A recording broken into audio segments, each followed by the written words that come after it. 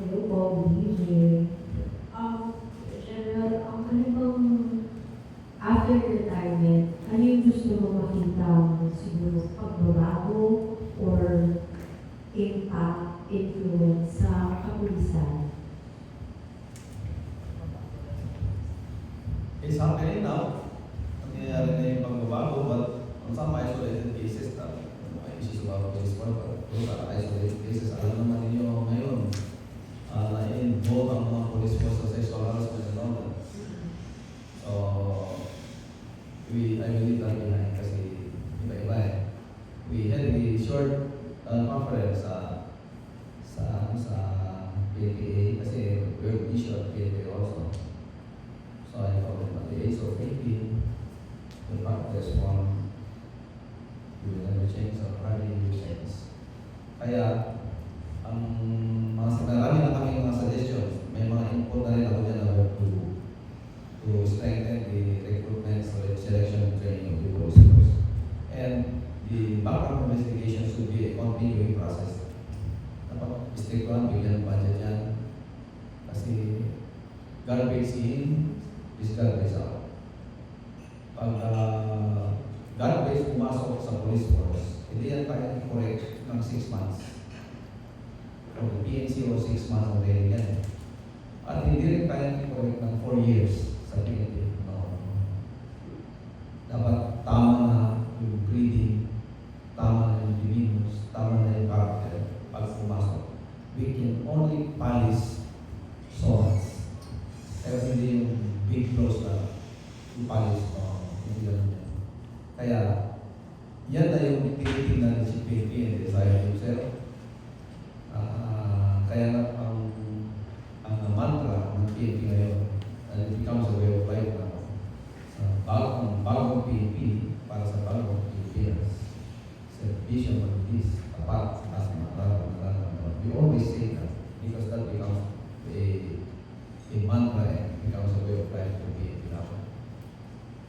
Thank you. Last question na lang, Senator General Increment. Dun sa Senator Chapa, ano yung pinaka-tumagos sa inyo na lyrics or parang medyo na siguro tumatakot sa inyo or nagustuhan nyo na linya?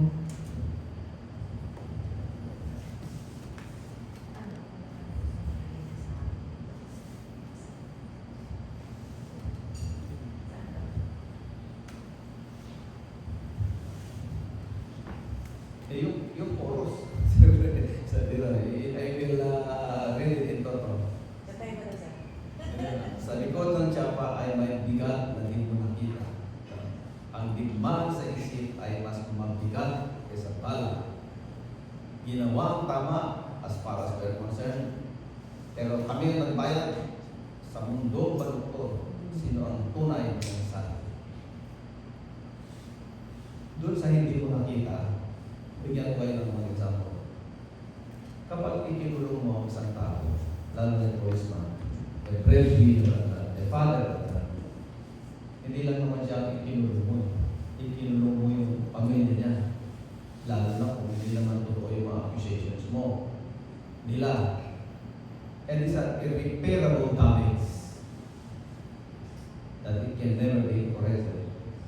Which means, it is forever BS into the human soul. Hanggang mamatay yan, maalala. Kasi it's forever S into the epidermis. Patulan yan sa epidermis. Kaya lagi ko sinasabi sa mga wonders, per experience, huwag kayong mag-uutos ng isang bagay na kayo mismo hindi nyo kaya gawin. Kasi when shit happens, baka hindi nyo kaya i-depensa ang mga tao. Ang worst, baka kayo pa ang umatras at hindi nyo kaya i-depensa sila. And if that is the case, gaya ng sinabi ko kanina, you are not only doing injustice to your men, but you are coming up with irreparable damage to their families. Wow, wag yung isugal ang mga buhay ng mga tao. Thank you po. Thank you, Miss Anna. May sabi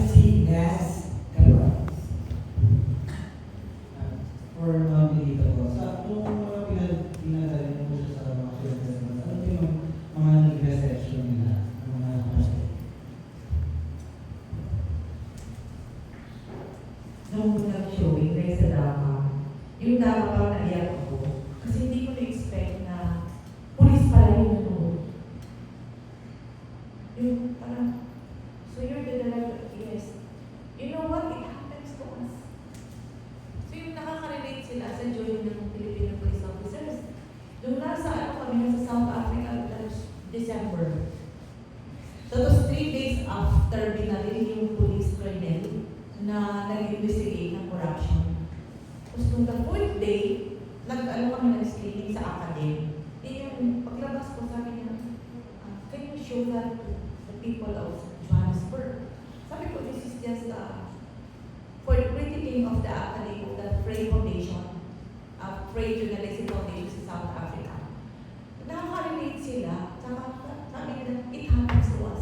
So meaning, the acts and the scenes which they went through are also experienced by other police officers in other countries. So there is no monopoly of injustice, there is no monopoly of pain and sacrifices for police officers and their families. It's a universal feeling. Kaya yung lumalabas. So yung, sa Dhaka, sabi ko na sa team, sabi ko, Nelson na, binibayaw, sabi ko, wala na tayo. Itin pa yung okay, sabi na, no, you stay, wala na, tapos yung slot namin, we have to go home. Tapos sabi nintay mo na, sabi ko, may kumari, kapagod na eh. Yun pala, hindi namin alam din. Then nung awarding na lumapit yung isang general na retired, sabi niya, I watch your documentary. Thank you so much. Sabi niya, you know what? It happens here. Now, it happens here. So that was that time palang kasagsagan ng preparation for the presidential elections ng Bangladesh. Kasi we were there January, February 4, February 12, yung election, kaya relate yung mga police officers. So there's no such thing as the monopoly of pain and sacrifices for the police officers. It's universal. There's no such thing as parang nangyayari na ito sa Pilipinas. It's universal. Yun yung nakikita ko na dapat makita nyo. Kasi there are government public servants for that matter, but there is an institutional injustice which hindi lang sa Pilipinas. So maraming tayo. So yun yung naging relativity ng situation ng Philippine National Police and the Bengali Police and the South African Police. So pare-pareho lang tayo.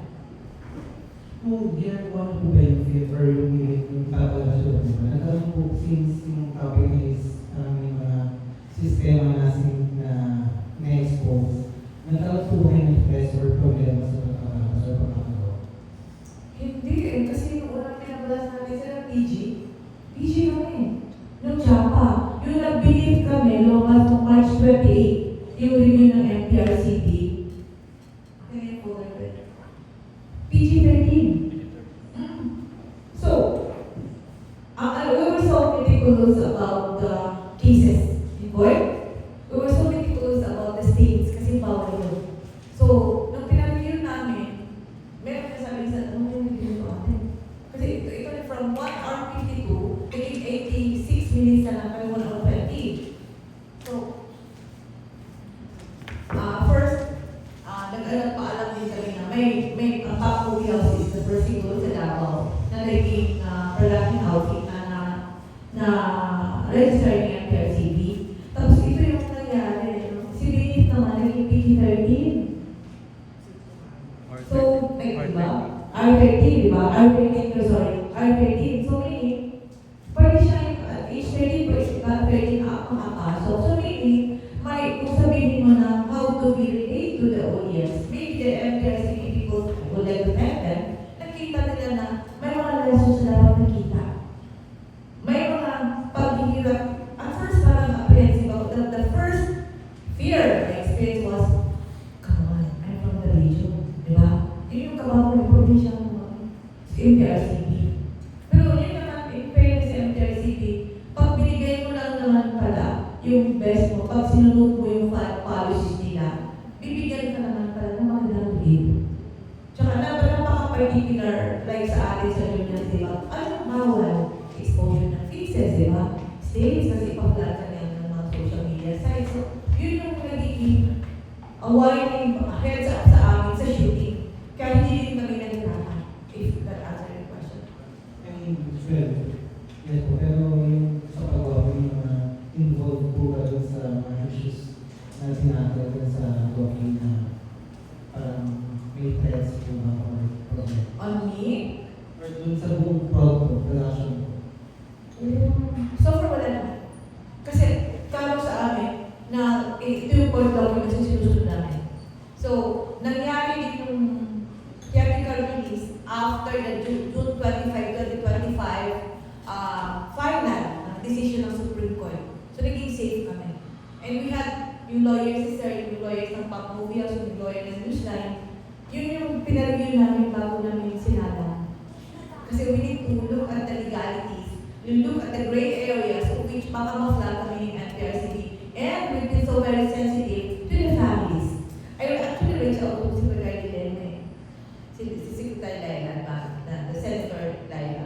Nag-reach out ako. Yung sumagot lang sa akin, si Colonel Topacio, kasi Attorney Topacio, kasi Attorney Torion. So, nagkaroon ng balanse. And yung binumpong sila sa archival, pero binumpong sila, sir, na, sa documentary